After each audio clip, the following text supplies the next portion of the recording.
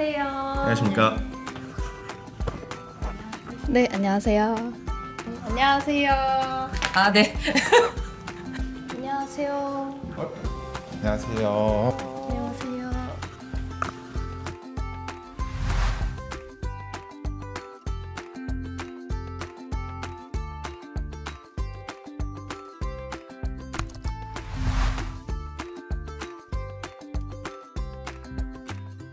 팀장님이라던가 팀 선배님들이라던가 저보다 더 식견이 넓은 선배님들한테 지금 현재 진행하고 있는 업무에 대해 피드백을 받는 게 좀 더 이제 결과물이라던가 제 성장에 있어서 더 도움이 되는 방식이라고 생각하고 있습니다. 제가 잘 가고 있는지 이 방향이 맞는지 아무래도 선배분들의 조언이 좀 필요하다 보니까 중간 과정이 꼭 필요한 것 같아요.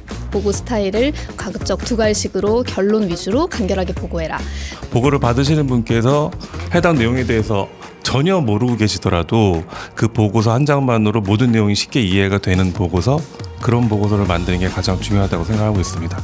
띄어쓰기라던가 맞춤법 같은 부분을 갖고 좀 자주 틀릴 때가 있습니다. 그 부분에 대해서 좀 많이 고치려고 노력을 하고 있습니다. 본인이 생각했을 때 어떻게 해결할지에 대해서 먼저 생각을 해야 하고 저한테 알려달라고 하는 편인 것 같습니다. 제 개인적인 생각이나 선입견을 좀 갖지 않도록 좀 주의하려고 하고 있고요. 후배분들이 얘기하실 때 좀 있는 그대로 받아들이려고 좀 노력하고 있습니다. 매주 팀 회의. 보고를 위한 보고가 되는 경우가 많아서 또 그런 페이퍼 업무가 부담이 될 때도 있기 때문에 팀이 소수라면 주에 한 번쯤은 대면으로 만나서 이야기 나누고 하는 게 장기적으로 업무 효율 높이는 데도 좋다고 생각합니다. 이슈가 있을 때 스팟성으로 회의하는 걸 선호하는 편이긴 합니다.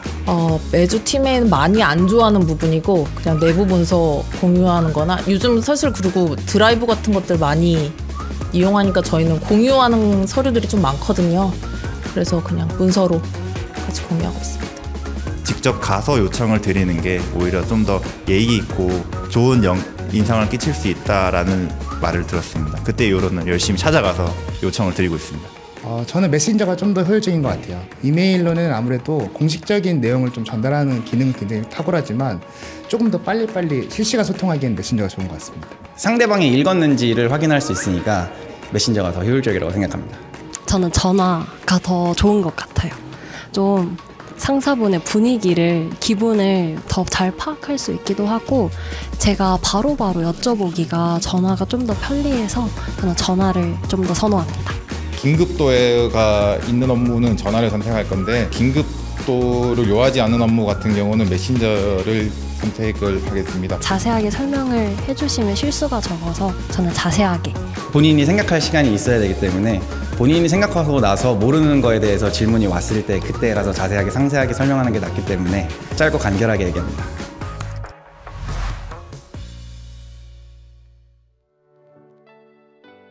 저 같은 경우에는 워라밸을 되게 중요하게 생각을 합니다.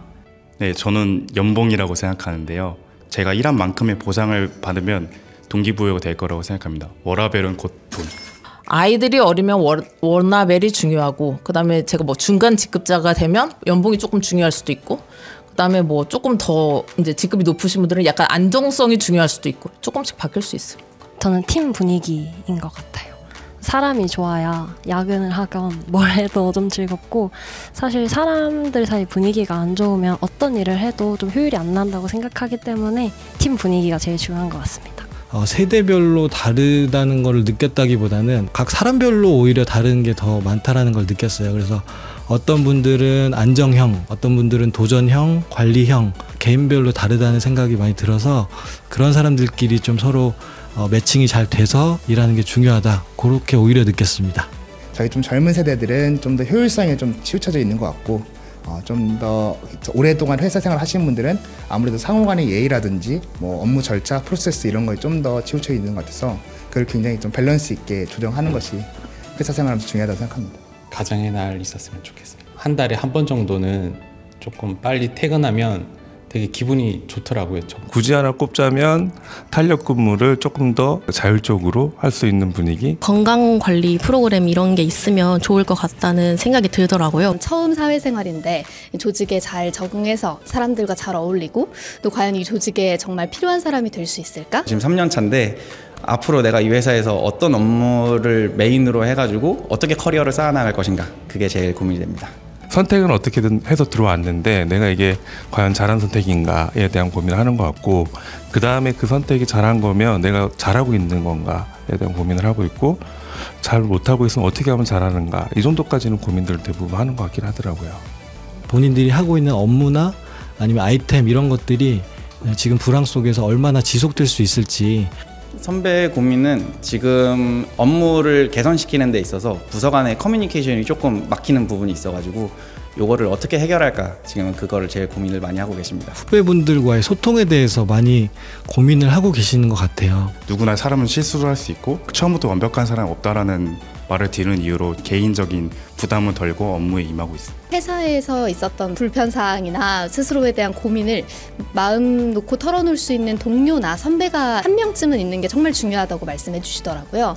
제가 리더가 됐다고 했을 때 그 조직 안에서 일어나는 모든 나쁜 이슈들은 리더가 100% 책임을 지는 게 맞고, 그렇게 생각을 해야지 팀을 운영하는데 훨씬 좋다고 얘기를 들어가지고 그렇게 생각을 하고 운영을 어느 정도 해봤거든요. 그랬더니 실질적으로 스트레스도 훨씬 줄어들고 팀원들과의 관계도 예전보다는 훨씬 좀 부드러워진 것 같기는 해요. 본인이 스스로 해결하기 어렵거나 좀 결정하기 어려운 부분들은 좀 주저하지 말고 상사분께 좀 알리고 그 결정권을 넘겨라, 이렇게 말씀하시거든요. 혼자 가면은 뭐 빨리 갈 수 있고 멀리 가려면 같이 가자 하는데, 이게 최근에 조금 와닿는 상황인 것 같아요. 상황적으로. 이기주 작가의 언어의 온도라는 책을 읽었는데요. 거기서 이제 저자분께서 주지스님한테 저 탑을 보니까 탑에 구멍이 좀 많이 있는 걸 봐서는 곧 있으면 쓰러질 것 같다 라고 말씀을 하시더라고요. 근데 주지스님께서 답변으로 탑에 구멍이 있기 때문에, 좀 빈틈이 있기 때문에 비바람이 몰아쳐도 바람이 통하면서 쓰러지지 않는 거라고 말씀을 해주시더라고요. 그 구절을 보면서 지금 좀 힘든 순간이 있더라도 이 빈틈도 나를 성장해주게 하는 원동력이 되지 않을까 생각하면서 마음에 다짐고 있습니다.